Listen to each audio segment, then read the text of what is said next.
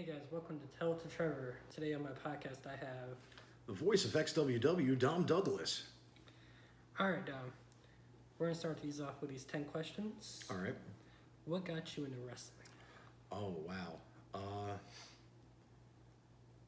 I was maybe like 4 or 5 years old. Okay. And it just happened to be on TV one day that my older brother was flicking through the channels and we saw it. And it was like a weird family bonding moment. And I know it was WWF, WWE, but yeah, that's the first core memory that I can remember of watching wrestling. Yeah. And then because of where I lived, I got access to like the super stations. So it was like WCW, NWA, ESPN had AWA as well. AWA. So I got to like experience all this in a very rapid pace, I might add. Alright, so for the younger people, if they don't know what AWA is, just like I don't know what it is, what is AWA? Best way to describe For me, the best way to describe AWA was accidentally getting to see the future stars of WWE. Okay. So it's like when they did the OVW. Yeah, but it wasn't like there wasn't developmental tours. Okay. The developments back then, it was all territories. So what was happening was you get really famous at like AWA, and then Vince would sign you. Okay. And he would take you away from the company. So it was like weird because when the Bushwhackers made their first appearance in WWE, you know, Luke and Booch, you're like, licking heads and stuff. Yeah. I remembered them as the Sheep Herders. And that was their AWA. And that was their AWA. Okay. And I was like, I just saw these guys eviscerate each other in the tag team they were fighting, and I forgot the name of the tag team. I don't want to say Midnight Express because I don't think it was them. But in a barbed wire cage match.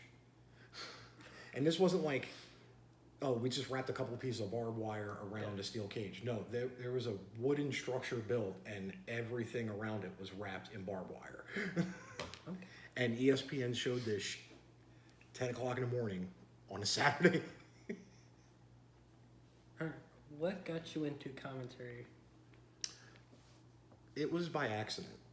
Like as soon as I got into it, it was by accident.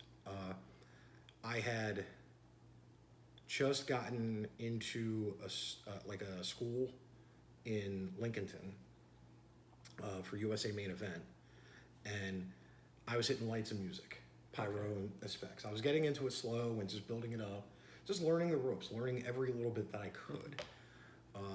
A month into it is when the pandemic happened. So USA Main, they lost their commentators at that time. Not that the pandemic, but because they were real life jobs and they couldn't leave. So they had to find somebody. And a little bit of behind the scenes thing here, Braden Marshall asked me, do you think you can do commentary? Because he knows that I have a theater background.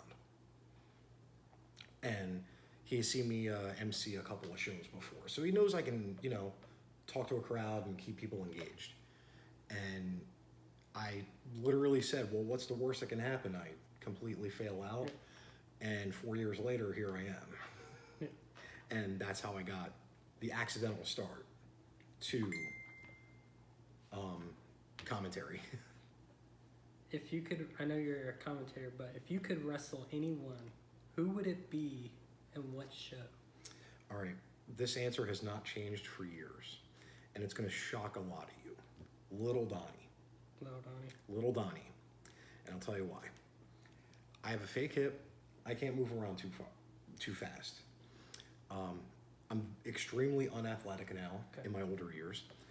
Little Donnie and me could do one hell of a brawl. That's all we have to do. We just have to brawl, hit each other with kendo sticks and chairs and, just beat the living daylights out of each other. Yeah. And it would be a fun match.